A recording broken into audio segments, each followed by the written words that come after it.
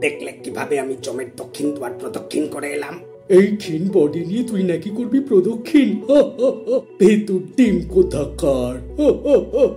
এটা হাতে পড়ে নাকি পায়? পেটের ভেতর আয়, তারপর সব বলে দেব উপায়।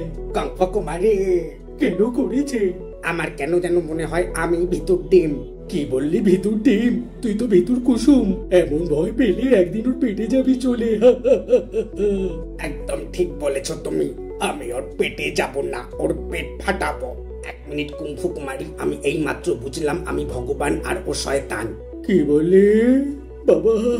করে দাও আকাশবাণী, ওকে কেলিয়ে আমি করব চাটনি। ঠিক আছে, তোর এই ইভেন্ট আমি ক্রিপ্টোকারেন্সি দিয়ে স্পন্সর করব।